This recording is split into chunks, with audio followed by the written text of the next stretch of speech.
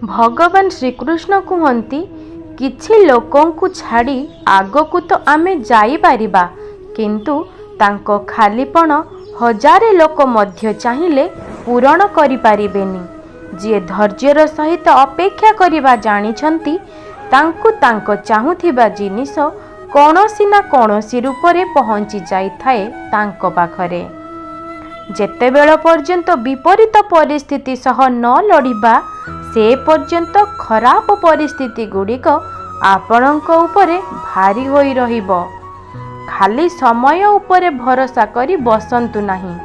भाग्यवान लोकंक हाथ खाली रही पारे, किंतु परिश्रम करुथिबा लोकर हाथ केबे खाली रहे नहीं। दुख सेतेबेले होइथाए जेतेबेले आपणंकु ए अनुभूति होई जाए कि आपण सबुठु जहाकु अधिक महत्व देई थांती तांको नजर रे आपणंक महत्व किछि नाही।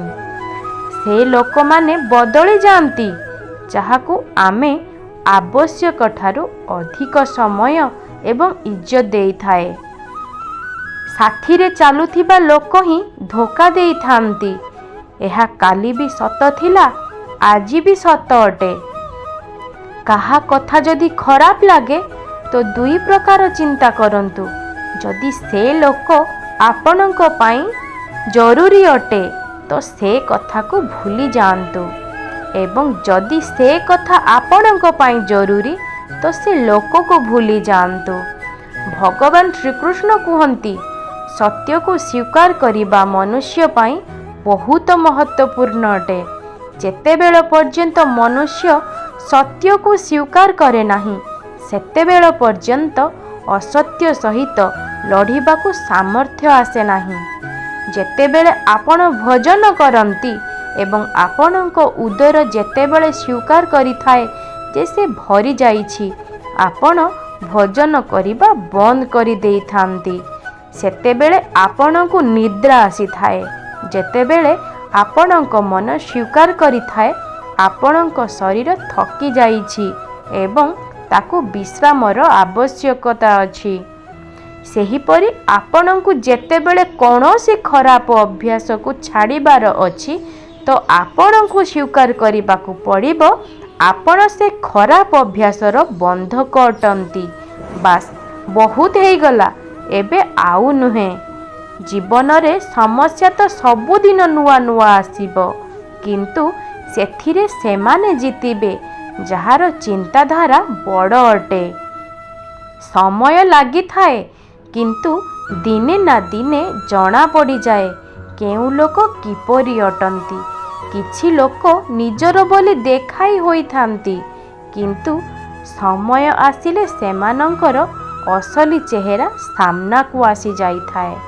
आपण कहा पाई जेते भी जहा करंतु, जहाकू धोखा देबार अछि से धोखा देई करी ही रहिबो। जे पड़ी करी मध्य संभाली जाई थाए प्रकृत रे से जीवन कौन बुझी जाई थाए। जेतेबेले काहाकू हरेइबार समय आसे सेतेबेले सेमानंकू पाइबार मूल्य बुझा पड़ी जाए। जीवन बंचिबा पाई मिलिछि, एथिरे लोक कौन चिंता करिबे कौन कहिबे ए चिंता करी समय बर्बाद कर नाही। लक्ष्य सरल होई जाई थाए जेतेबेले किए निजर बोली भाबी कही थाए तुमे व्यस्त हुओनी, सबु ठीक होई जिवो। सबुबेले ईश्वर को कहंतु, हे ईश्वर मते कहा मनरे बोझ बनेइबेनी। जे मो ठारू दूरेइबाकू चाहुछंती मते तांको ठारू आगरू दूर करि दियंतु।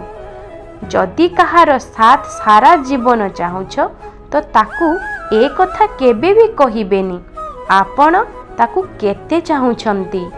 अहंकार मध्य आवश्यक जेतेबेले कथा अधिकार चरित्र एवं सम्मानर होइथाए।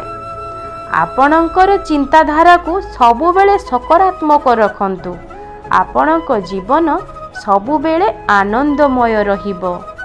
भगवान श्रीकृष्ण कहती निज हक पाई लढ़िबा शिखंतु, काहीकि ना जी शांत एवं चुप रही थाए ତାକୁ କେହି ବି ପଚାରି ନଥାନ୍ତି। ତୁମକୁ ଚାହୁଁଥିବା ଲୋକ ଯେତେବେଳେ ତୁମକୁ ସମୟ ଦେବା ବନ୍ଦ କରିଦିଏ ତ ବୁଝିଯାଆନ୍ତୁ କି ଏବେ ଆଉ ସେ ଆପଣଙ୍କର ହେଇନାହିଁ। ଆବଶ୍ୟକ ଠାରୁ ଅଧିକ କାହାକୁ ଭଲ ପାଇକି ଦେଖ। ଯଦି ସେ ଆପଣଙ୍କୁ ବେଖାତିର ନ କରେ ତ କହିବେ। ଯେଉଁ ଲୋକ ହୃଦୟରୁ ସଚ୍ଚା ହୋଇଥାନ୍ତି ଜୀବନ ସେଇମାନଙ୍କର ଅଧିକ ପରୀକ୍ଷା ନେଇଥାଏ। ଅଚ୍ଛାଇ ଏବଂ ସଚ୍ଚାଇ ସାରା ଦୁନିଆ ରେସ୍। ଯେତେ ବି ଖୋଜ, ଯଦି ଆପଣଙ୍କ ନିଜ ଭିତରେ ଏ ନାହିଁ ତ ଆପଣଙ୍କୁ କେଉଁଠି ବି ମିଳିବନି। ଯଦିବା ସାମ୍ନାବାଲା ଲୋକର ଚରିତ୍ର ଯେତେ ବି ଭଲ ହୋଇଥାଉ ନା କାହିଁକି, ଏ ଜୀବନରେ ବଞ୍ଚିବା ଠାରୁ ଅଧିକ ମରିବାର ପରିସ୍ଥିତି ଆସିବ। କିନ୍ତୁ ତୁମକୁ ଏଥିରେ ବଞ୍ଚିକି ରହିବା ଦେଖେଇବାର ଅଛି। ଦୁନିଆ ସାମ୍ନାରେ ଟିକେ ଅକଡ଼ ଦେଖାଇ ବାଟ ଚାଲନ୍ତୁ। ଯଦି ମୌନ ରହିବେ ଏ ଦୁନିଆ ଜଳେଇ ଚାଲିବ। ଯାହା ସହିବାର ଥିଲା ସହିଗଲେ। ଏବେ ସବୁକୁ ନଜରଅନ୍ଦାଜ କରି ବଞ୍ଚନ୍ତୁ। ଚିନ୍ତା, କରଜ ଓ ପ୍ରେମ କେହି କରନ୍ତି ନାହିଁ, ବାସ୍ ହୋଇଯାଇଥାଏ। ସମୟ ସାଥିରେ ଘା ଶୁଖିଯାଏ, କିନ୍ତୁ ଦୁର୍ଘଟଣାର କାରଣ ଜୀବନ ସାରା ଗୋଡ଼ାଇଥାଏ। ସବୁବେଳେ ମନେ ରଖନ୍ତୁ, ସଫେଇ ସବୁବେଳେ ସେଇଠି ଦେବେ ଯାହାକୁ ସେଠି ବୁଝିବା ବାଲା ଖୋଲା ଦିମାଗ ଗୋଟେ ଅଛି। ଯଦି କେହି ଆପଣଙ୍କୁ ଭୁଲ ବୁଝିଲା ତ ସେଠି ସଫେଇ ଦେବା ଅର୍ଥ ନିଜ ନଜରରେ ନିଜକୁ ତଳକୁ ଖସେଇବା ଅଟେ। ଯଦି ଆପଣ ଶୁଦ୍ଧ କର୍ମ କରନ୍ତି ତ ଆପଣଙ୍କୁ କେବେ କର୍ମଫଳର ଭୟ ରହିବ ନାହିଁ। କାହିଁକି ନା ଯଦି ଆପଣଙ୍କ ମନ ଶୁଦ୍ଧ ରହିବ ତ ଆପଣଙ୍କ କର୍ମ ମଧ୍ୟ ଶୁଦ୍ଧ ରହିବ ଏବଂ ଶୁଦ୍ଧ କର୍ମର ଫଳ କେବେ ଅଶୁଦ୍ଧ ହୁଏ ନାହିଁ। ପ୍ରକୃତ ସମ୍ବନ୍ଧର ସୁନ୍ଦରତା ଏକ ଅନ୍ୟର ଭୁଲକୁ ବରଦାସ୍ତ କରିବାରେ ଥାଏ। ଯଦି ବିନା କମିର ବ୍ୟକ୍ତି ଖୋଜିବାରେ ଲାଗିବେ ତ ଆପଣ ଏକା ହୋଇ ରହିଯିବେ। ଲୋକେ କୁହନ୍ତି ଜୀବନରେ ଏକୁଟିଆ କେବେ ଖୁସିରେ ରହିପାରିବେନି, କିନ୍ତୁ ମନେ ରଖନ୍ତୁ ଜୀବନର ଏକଲାପଣ ହିଁ ଜୀବନର ଠିକ୍ ଅର୍ଥ ବୁଝାଇଥାଏ। ଜୀବନରେ କେବେ ନିରାଶ ହେବେନି। ଆପଣ ଜାଣିନାହାନ୍ତି ଆସୁଥିବା ଭବିଷ୍ୟତ ଆପଣଙ୍କ ପାଇଁ କ'ଣ ଆଣିକି ଆସିବ। ମୃତ୍ୟୁ ସମୟରେ ଶୋକ ବନେଇବାକୁ ସମସ୍ତେ ଆସିଯିବେ, କିନ୍ତୁ ବିପଦ ସମୟରେ କାହାରି ବି ଦେଖା ନଥିବ। ସମୟ ଯଦି ସବୁବେଳେ ଏକ ରହିବ, ନିଜର ଏବଂ ପର କିଏ କେମିତି ନିଶ୍ଚିନ୍ତ ହେବ।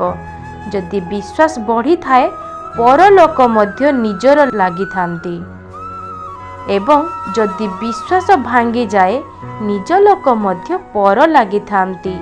ଶ୍ରୀକୃଷ୍ଣ କୁହନ୍ତି ଭଗବାନ ସମସ୍ତଙ୍କୁ ହୀରା ବନେଇଥାନ୍ତି, କିନ୍ତୁ ସେ ହିଁ ଚମକିଥାଏ ଯିଏ ଦୟାର ସୀମା ଅତିକ୍ରମ କରିଥାଏ। କେବେ ବି ପରିସ୍ଥିତିର ଦାସ ବନିବେ ନାହିଁ, କାହିଁକି ନା ଆପଣ ନିଜର ହାଲାତ ବଦଳେଇବାରେ ଦମ୍ ରଖିଥାନ୍ତି। ସାଥୀ ପଛେ ଗରିବ ହେଉ ଚଳିବ, କିନ୍ତୁ ଭଲ ହେବା ଦରକାର, ଯିଏକି ଆପଣଙ୍କୁ ଇଜ୍ଜତ ଦେଉଥିବ। କାହିଁକି ନା ଗରିବ ପରିସ୍ଥିତି ତ ପରିବର୍ତ୍ତନ ହୋଇଯାଇପାରେ, କିନ୍ତୁ କୌଣସି ଖରାପ ଲୋକ ସହ ଜୀବନ କାଟିବା ମୁସ୍କିଲ ହୋଇଥାଏ। ଆପଣଙ୍କ ଆଖି କାହାକୁ ଭୟ ଦେଖାଇବାକୁ ସମର୍ଥ ହେବା ଦରକାର।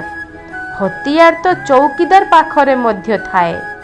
ଯଦି ଜୀବନରେ ଶାନ୍ତି ଚାହୁଁଛ ତ ମତଲବୀ ଲୋକଙ୍କ ଠାରୁ ଦୂରେଇ ଯାଅ, ଶାନ୍ତି ନିଶ୍ଚିନ୍ତ ମିଳିବ।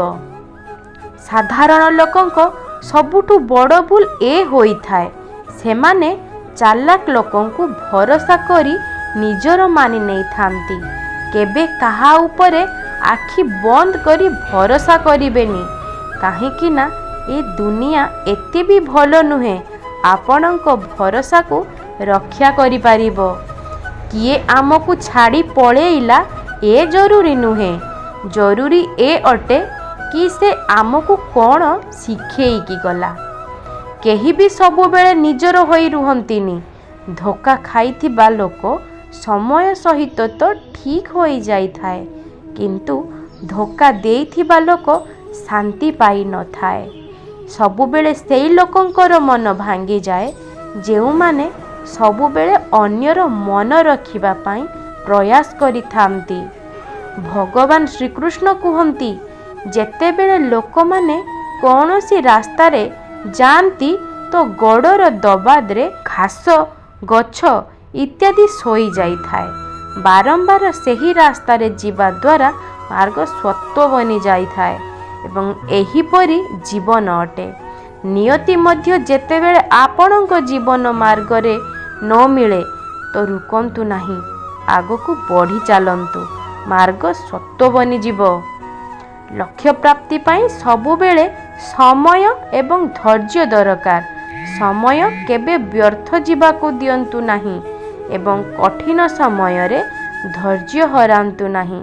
ସଫଳତା ଅବଶ୍ୟ ପ୍ରାପ୍ତ ହେବ। ଯଦି ଏହି ଭିଡ଼ିଓଟି ଆପଣମାନଙ୍କୁ ଭଲ ଲାଗିଥାଏ, ଭିଡ଼ିଓଟି ଲାଇକ୍ କରି ଚ୍ୟାନେଲକୁ ସବସ୍କ୍ରାଇବ୍ କରି ରଖନ୍ତୁ ଏବଂ ଏହିପରି ନୂଆ ନୂଆ ଭିଡ଼ିଓ ଦେଖିବା ପାଇଁ ଆମ ଚ୍ୟାନେଲ ସହିତ ଯୋଡ଼ି ହୋଇ ରୁହନ୍ତୁ। ପୁନର୍ବାର ଦେଖା ହେବ ଏକ ନୂତନ ଭିଡ଼ିଓ ମାଧ୍ୟମରେ। ସେ ପର୍ଯ୍ୟନ୍ତ ବିଦାୟ ଦିଅନ୍ତୁ। ନମସ୍କାର।